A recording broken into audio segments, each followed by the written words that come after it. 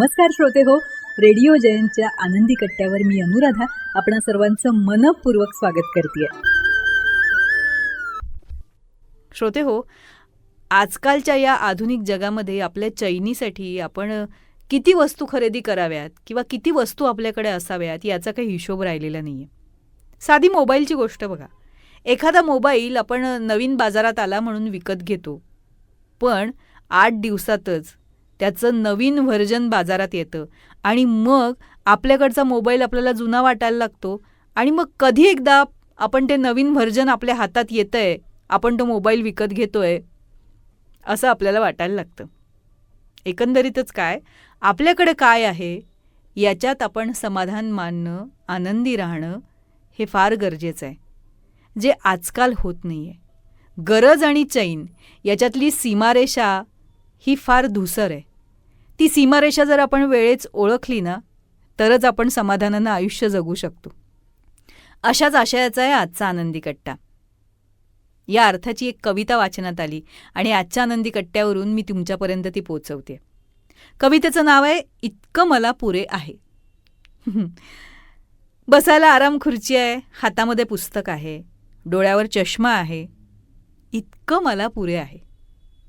निसर्गामध्ये सौंदर्य आहे, निळं आकाश आहे, हिरवी झाडी आहे, सूर्योदय, पाऊस, इंद्रधनुष्य आहे. बस इतकं मला पुरे आहे. जगामध्ये संगीत आहे, स्वरांचे कलाकार आहेत, कानाला सुरांची जाण आहे. मग काय हवं? इतकं मला पुरे आहे. बागेमध्ये फुलं आहेत, फुलांना सुवास आहे आणि सगळ्यात महत्त्वाचं म्हणजे तो घ्यायला मला श्वास आहे. इतकं मला पुरे आहे. साधं चवदार जेवण आहे, मधुर फळं आहेत आणि सगळ्यात महत्त्वाचं ती चाखायला माझी रसना आहे. बस इतकं मला पुरे आहे. जवळचे नातेवाईक आहेत, मोबाईलवर संपर्कात आहेत, कधीतरी भेटतात. इतकं पुरेसं आहे. डोक्यावर छत आहे, कष्टाचे 2 पैसे आहेत, 2 वेळा 2 घास आहेत. इतकं मला पुरे आहे. आणि सगळ्यात महत्त्वाचं, देहामध्ये प्राण आहे, चालायला त्राण आहे, शांत झोप लागते. इतकं मला पुरे आहे. आणि याहून आपल्याला जास्त काय हवं आहे?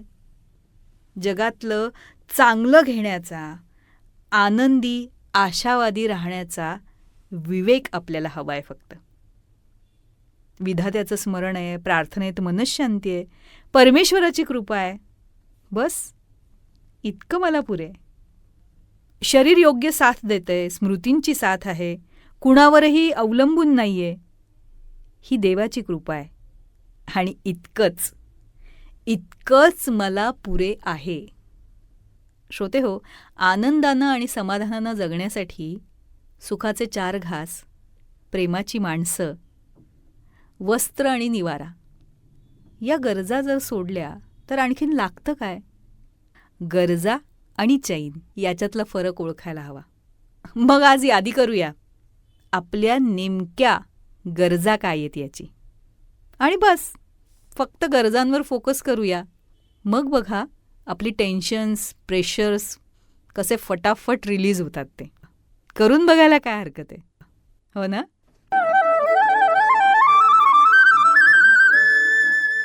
तर श्रोते हो, आजचा हा विचार तुम्हाला कसा वाटला याविषयी आम्हाला आपल्या प्रतिक्रिया जरूर कळवा. त्याचबरोबर रेडिओ जयंतनं चतुरस्त्र हा पॉडकास्ट सुरू केलेला आहे आणि या पॉडकास्टमध्ये प्राध्यापक, लेखक, कवी, नाटककार श्री रमेश कोटस्थाने यांच्याशी साधलेला दिलखुलास संवाद आपण बघणार आहात. या संवादाचे 2ही भाग आपण आपल्या चॅनलवर अपलोड केलेले आहेत, तेव्हा हे 2ही भाग जरूर बघा. ते तुम्हाला कसे वाटले याविषयीच्या प्रतिक्रिया नक्कीच आमच्या कमेंट बॉक्समध्ये लिहा. त्याचबरोबर श्री रमेश कोटस्थाने लिखित खुळा पाऊस या पुस्तकाचं अभिवाचन आपल्याला रेडिओ जयंतवर ऐकायला तर मिळेलच, पण त्याबरोबरच पूज्य साने गुरुजी लिखित श्यामची आई, पद्मविभूषण बाबासाहेब पुरंदरे लिखित राजा शिवछत्रपती या पुस्तकाचे 2ही खंड, प्राध्यापक यशवंत पाठक लिखित मातीचं देणं, डॉक्टर शुभा साठे लिखित त्या तिघी, नर्मदा परिक्रमेच्या स्वानुभवांवर आधारित प्रभू पाठक लिखित बिल्वपत्र या दर्जेदार पुस्तकांचं अभिवाचनही आपण जरूर ऐका.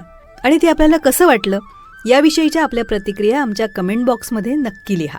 आणि हो, रेडिओ जयंत हे यूट्यूब चॅनल लाईक करा, शेअर करा आणि सबस्क्राईब करा. याचं सबस्क्रिप्शन फ्री आहे.